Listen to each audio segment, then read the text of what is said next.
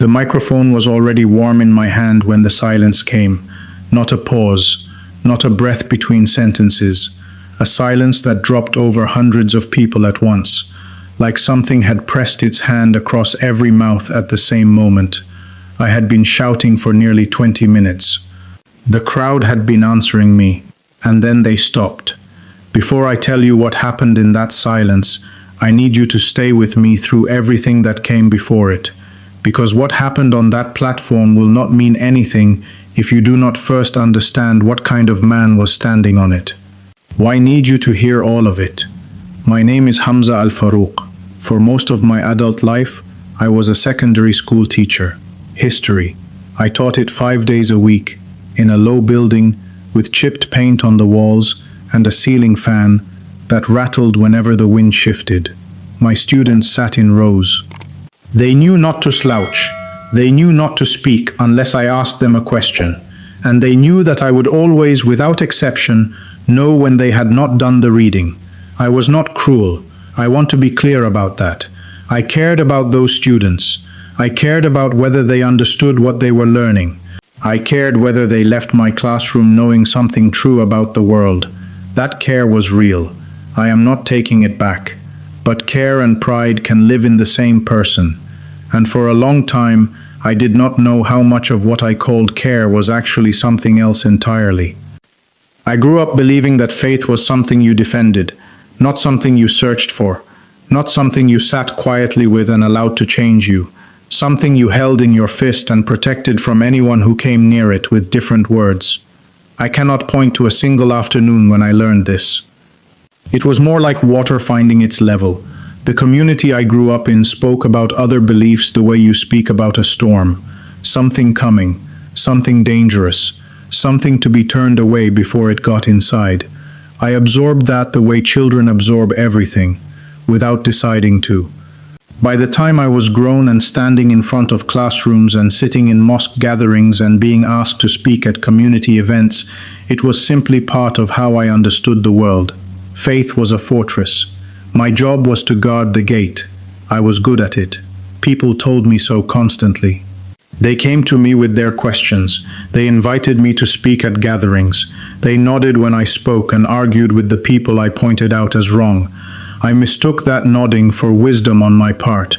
I was not wise. I was loud, and loud can look like wisdom when enough people are listening.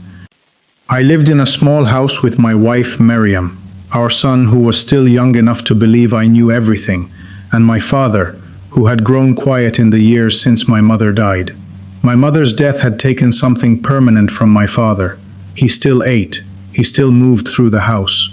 He still came to the table when food was ready, but something behind his eyes had settled into stillness, and I never found a way to reach past it. I told myself I was honoring him by keeping him close, by making sure he was fed and comfortable, by not forcing conversation when he did not want it.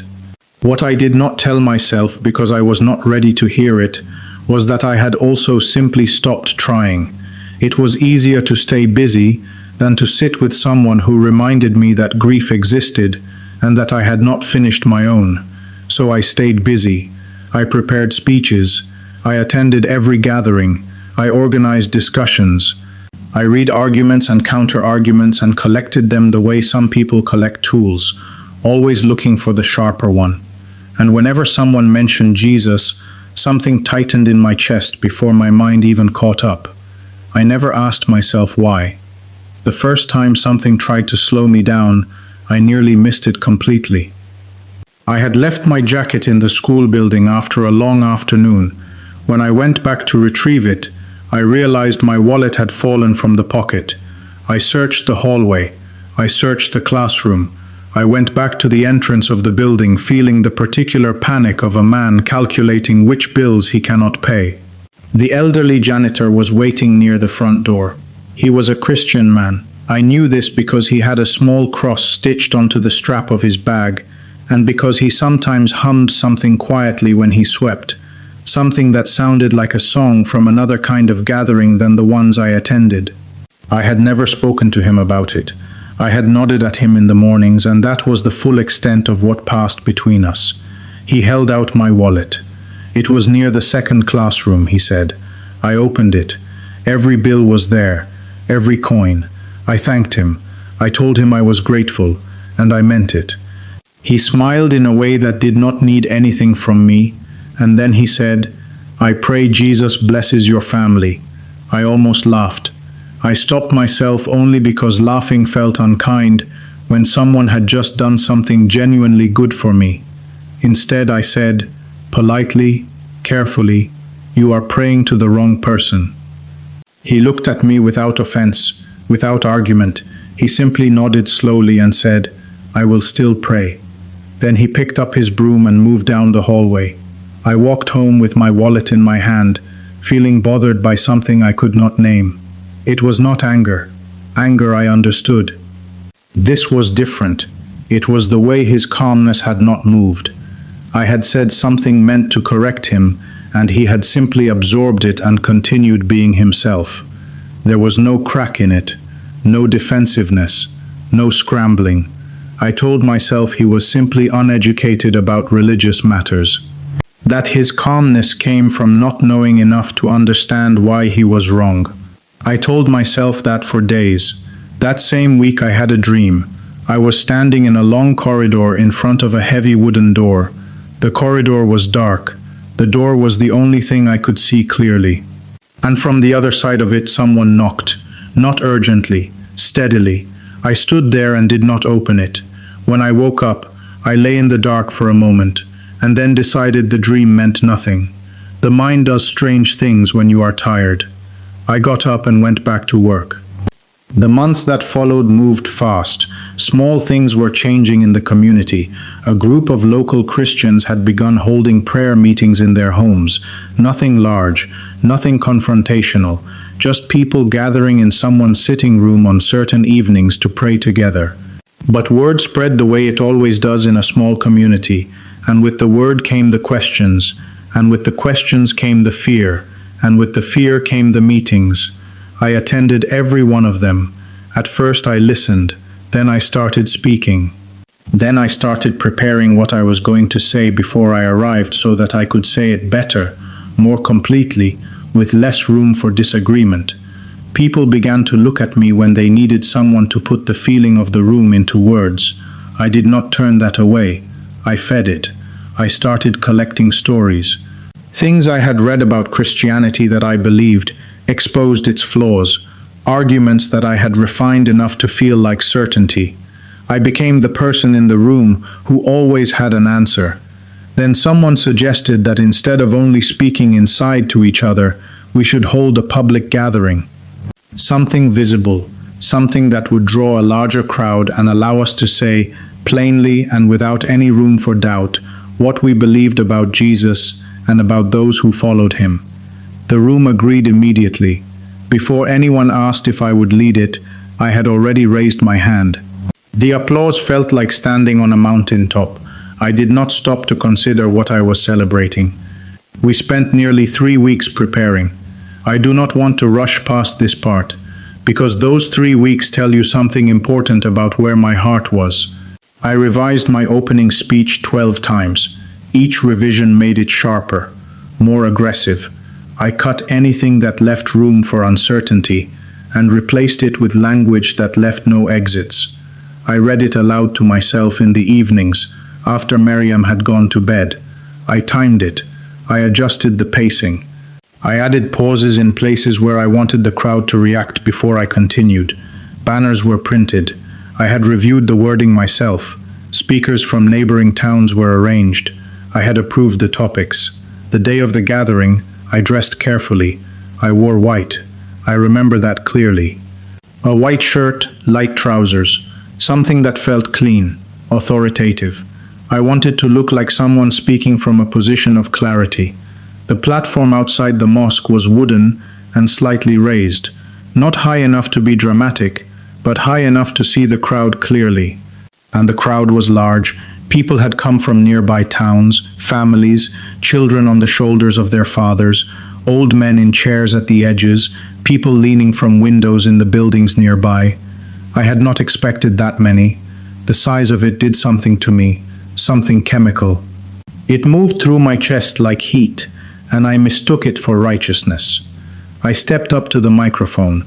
The night before, my father had come to the doorway of my room. He stood there for a moment looking at the pages spread across my desk. He rarely interrupted my work, and I remember noticing that this felt different. He looked at the papers for a long time. Then he said, quietly, not to wound me, simply to say what he saw. If you are certain you already have the truth, why do you sound afraid of another man's words?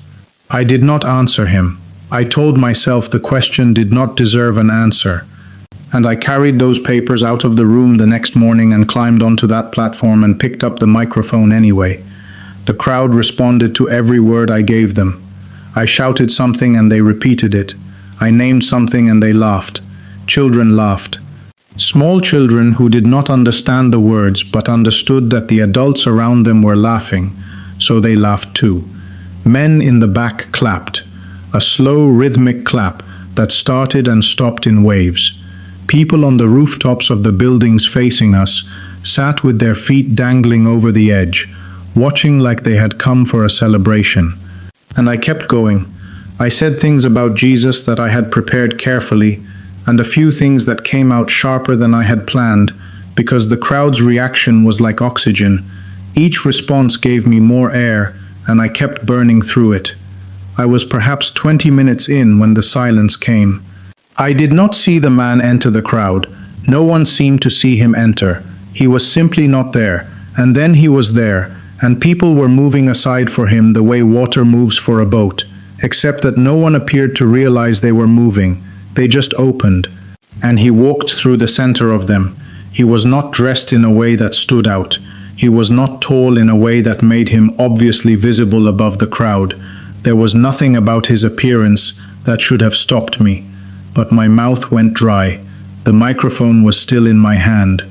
My speech was still running in my head, and none of it mattered anymore. He walked toward the platform and he looked directly at me. Not toward me, not at the platform, at me.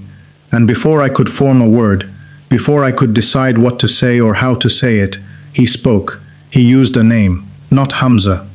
A name my mother had whispered once, only once, in the middle of a night when I was perhaps 4 or 5 years old, and I had woken up crying from something I did not understand. She had sat beside me in the dark, and she had said something quietly, a sound more than a word, a name she called me that she never used again in daylight. A name that belonged only to that moment, that room, that darkness, her voice. I had not thought about it in years. I do not know how I even still carried it. He said it like it belonged to him. My knees did not buckle, but they wanted to. I stood completely still. Every prepared sentence I had was gone. Every argument I had collected and sharpened and timed was simply not there anymore. There was nothing in me but the sound of that name still hanging in the air. The laughter in the crowd had already stopped. The clapping had already stopped. The children were quiet. Everything was quiet. He stood below the platform and he looked up at me, and his expression was not what I expected. I had expected something confrontational. If a man walks into a hostile crowd and speaks to the person holding the microphone, you expect something hard in his face. There was nothing hard. There was sadness. He spoke softly. He said, "Why are you teaching people to hate before they understand?" The microphone produced only static. I pressed the button. I tried again. Static. I opened my mouth to speak without it. Nothing came. He did not raise his voice. He did not gesture. He did not perform anything. He simply looked at me with that unbearable steadiness and said, "Hamza, you have defended your pride more faithfully than you have searched for truth. Not your community's pride, not your faith's pride, your pride." He knew the difference. He knew what was mine. I climbed down from the platform. I do not fully remember deciding to do it. My body simply moved, and I was at the bottom of the steps, and the crowd was turning, shifting, people looking around trying to find where he had gone. He was not there. There was no direction he could have walked without being seen. The crowd was still dense. The space around the platform was still full of people. There were walls on two sides and open ground on the others, all of it visible, all of it watched. He was simply gone. People looked at each other. Some asked who he was. Some said they had not seen his face. One older man said he had not seen him arrive. Nobody could say where he came from or where he went. I said nothing. I walked away from the platform and I did not go back. That night I lay in bed and did not sleep. Mariam was beside me. I did not wake her. I stared at the ceiling, and every sentence he had spoken came back to me in the same voice, the same tone, the same complete calm. I rehearsed them the way I used to rehearse my speeches, except this time I was not looking for weaknesses. I was just listening. Why are you teaching people to hate before they understand? I had understood that as an accusation when he first said it. Lying in the dark, I began to hear something else in it. A question, an actual question. Not why do you do this terrible thing, but why? What is the mechanism? What happened in you that made this feel right? I did not have an answer. Near the time when the sky outside begins to change from black to something slightly less than black, I heard the voice again, not in the room, not from any direction I could identify, inside, somewhere below thought, somewhere I had not accessed in a long time, maybe ever. It said, "You never asked who I am. You only repeated what others told you." I stopped breathing for a moment. Then I breathed again. I did not speak. I did not argue. For the first time in longer than I could accurately measure, I did not reach for a counter. I just lay there, still, listening. The voice did not continue with more words. It did not need to. Those words were already doing something, moving through me the way water moves through dry ground. Not fast, not dramatic, just finding every crack and settling into it. Then it said one more thing. Truth does not fear honest questions. I had spent years acting as though the opposite were true. As though asking the question was the danger. As though sitting with uncertainty was the weakness. As though a man who admitted he did not know something was a man who had already lost. What settled into me in that moment was not an argument. It was not a theological position. It was something quieter and more complete than anything I had ever found in a debate. Peace. It came so suddenly and so fully that I started crying. Not weeping, not dramatic, just tears moving down the side of my face while I lay there in the dark. Not because I felt condemned, because I felt known. Not known the way people know you when they have been told things about you. Known the way you are known when someone has seen all the rooms inside you, including the ones you have never shown anyone, and they have looked at every one of them, and they are still there. That was the morning everything changed. I did not immediately know what to do with what had happened. There was no road that appeared in front of me with clear signs. There was just the fact of what I had heard, what I had felt, and the growing certainty that I could not unfeel it. I stopped giving speeches. People noticed within days. Friends asked if I was unwell. Some came to the house. They sat with tea and asked careful questions. I gave careful answers. I said I needed time. I said I was thinking. Some of them accepted that and left. Some of them pressed. I did not tell them what had happened on the platform. I did not know how to say it in a way that would land. A few people began to say that the Christians had gotten to me somehow, that someone had spoken to me in private and turned my thinking. I heard these things indirectly, through Mariam mostly. She relayed them without commentary. She was watching me with something careful in her eyes, not afraid exactly, but attentive, like someone measuring a change in weather before committing to whether it is good or dangerous. What she saw in me during those weeks was not grief or crisis. She saw me apologize to her for something I had dismissed weeks earlier. She saw me sit on the floor with our son and let him tell me something long and meandering about nothing important, and she saw me listen to the whole thing without checking whether there was somewhere else I needed to be. She saw me stop interrupting. She had not said anything about any of this. She just watched. I told my father on a Thursday evening. He was sitting outside in a plastic chair, the way he often did in the late afternoon when the heat had dropped enough to make it bearable. I sat in the chair beside him, and for a while neither of us said anything. Then I told him what had happened. All of it, the platform, the man, the name, the voice in the dark, the peace that came after. My father listened. He did not interrupt. He did not ask questions to fill the space. He sat with everything I told him, the way you sit with something heavy, not pushing back against it, just holding it. When I finished, he was quiet for a long time. Then he reached over and pulled me into an embrace. We had not embraced in years, since before my mother died, I think. Since before something in both of us had gone quiet and we had stopped reaching for each other. He held on for a long moment. When he let go, he did not say anything. He did not need to. What followed was not easy. I want to say that clearly. I want to say it because I think people sometimes expect the story to become simple after the moment of change. Like the hard part is before, and the rest is just gratitude. It was not like that. Some friendships ended. Men I had stood beside for years stopped returning my greetings. I understood it. I did not argue against it. But it hurt in the particular way that familiar things hurt when they are gone. Several parents requested that their children be moved to different teachers. That one was harder. I had spent years caring about those students. The request landed like an accusation about something I could not defend myself against, because the accusation was not really about my teaching. It was about who I was becoming, and I could not prove to anyone that who I was becoming was not a danger to their children, because they had already decided, so I let them go.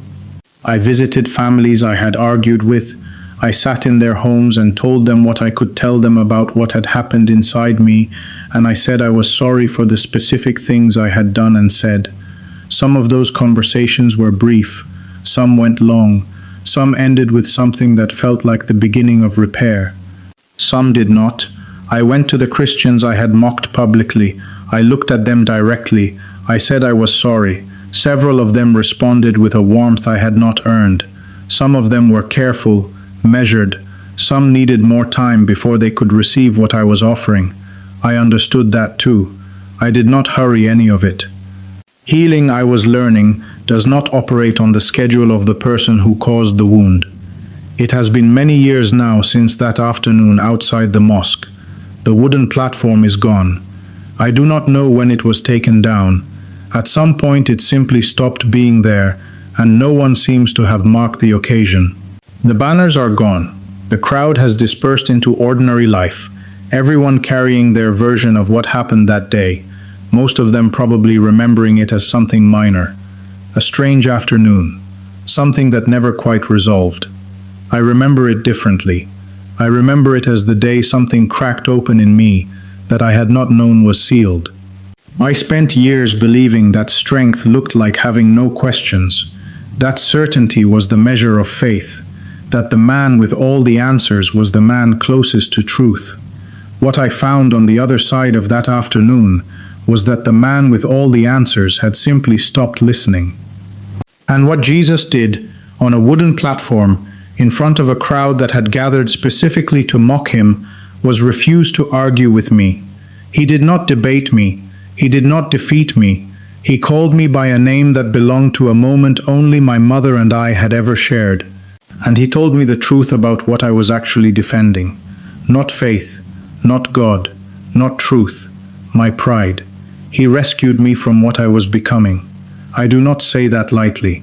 I had been moving in a direction that would have taken me further from every person I loved, and further from every version of myself worth being.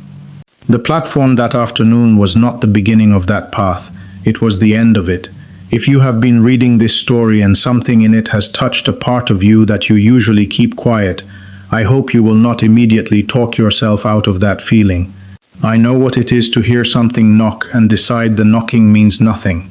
I did that for a long time. I got very good at it. The knocking did not stop. Truth does not shout. In my experience, it waits. It knocks. It uses a name you forgot you were carrying. And it is patient in a way that has no end. If there is something you are carrying right now that feels too heavy to say out loud, Please leave it in the comments below. I mean that. I will pray for you, and others here will pray with you. You do not have to carry it alone. This story costs something to share. Most true stories do. If it found you today at a moment when you needed it, then it was worth the cost. If you want to stay and hear more stories like this one, I hope you will subscribe and remain with us. There may be another story waiting here that was meant for exactly where you are.